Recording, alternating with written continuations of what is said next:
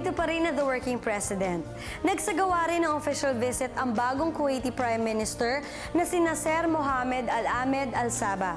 Napapanahon ang kanya pagdalaw dahil maraming Pilipino ang nagtatrabaho sa Kuwait at ang kanya pagbisita ay isang oportunidad para magkaroon ng masiglang kooperasyon at palitan sa larangan ng paggawa, edukasyon at kalakalan sa pagitan ng Pilipinas at Kuwait.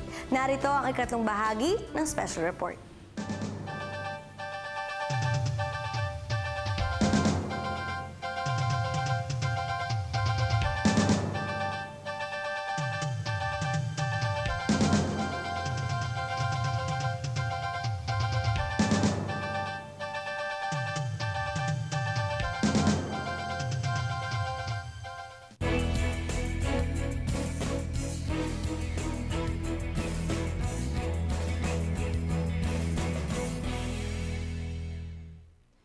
Bilang bahagi ng kanyang Asian tour, dumating sa Pilipinas sa kauna-unahang pagkakataon ang Prime Minister ng Kuwait na si Sheikh Nasser Al-Mohammed Al-Ahmed Al-Jaber Al-Sabah.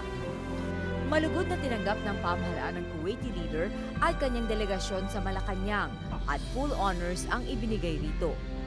Sa pagbisita nito ng Prime Minister, tatlong kasunduan na nilagdaan sa pagitan ng Pilipinas at ng Kuwait ang sinaksihan ng dalawang leader. Una ay ang cooperation in the field of health, kung saan magkakaroon ng palitan ng impormasyon at kasanayan tungkol sa kalusugan. Ikalawa ay ang cooperation in the field of oil and gas para sa mga joint exploration projects at training ng technical personnel. The Kuwait Foreign Petroleum Exploration Company has made inroads in oil and gas exploration in the Philippines together with Shell.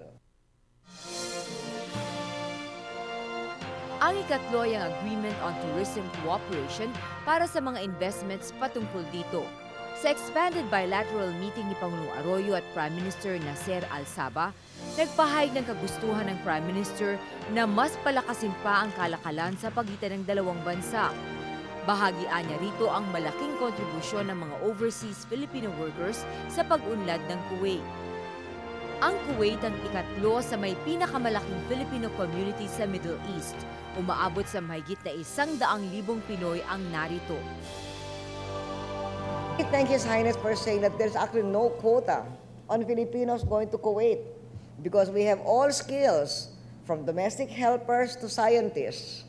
And we can have 1 million Filipinos in Kuwait and they will still be very happy with the presence of our compatriots there. Ayon pa sa imbitasyon ng Kuwaiti leader, bukas na bukas ang kanyang bansa sa mga Pilipinong nais magtrabaho sa Kuwait dahil nakahanay ang napakarami nilang construction projects. Siya natutuwa sa Pilipinas at binabalak pa niyang bumalik dito na mas madalas. At siyempre binanggit na yung mga posibleng investments na pwede nilang ilagay dito. At on our part naman, binanggit natin yung more than 100,000 na mga Pilipinong nandoon sa Kuwait. Pero sinabi rin niya na welcome pa na maski ilan dahil libo pa ang Pilipino pumunta ron, ay welcome dahil sa dami ng kanilang gagawin na infrastructure sa mga darating na panahon sa Kuwait. Malaki ang pasasalamat natin sa Kuwait dahil na-commute yung sentence nung babaeng nahatulan ng bitay, di ba? So maliban doon, marami nang naitulong. 1974 pa yata sila yung kaunahang nagbigay ng pondo para gumawa ng mahabang daan sa Mindanao, no? 100 million yata yun. So maraming pondo yan eh. Umabot yata ng $15 billion. They are willing to help. Kooperasyon sa iba't ibang larangan din ang ipinahayag ni Prime Minister Al-Sabah.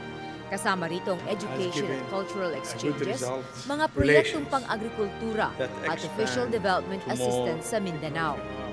Ayon kay Pangulong Arroyo, mahalaga ang pondong manggagaling sa Kuwait para sa mga proyekto sa Mindanao dahil tutulong ito para makalikha ng trabaho at makapaghatid na ng kapayapaan sa lugar.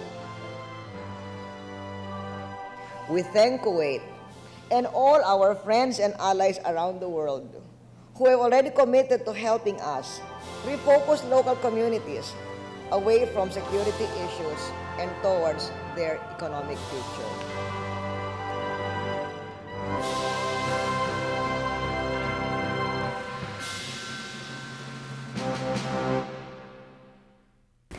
sana'y nakapaghatid kami ng mahalagang impormasyon at nag-enjoy kayo sa loob ng kalahating oras.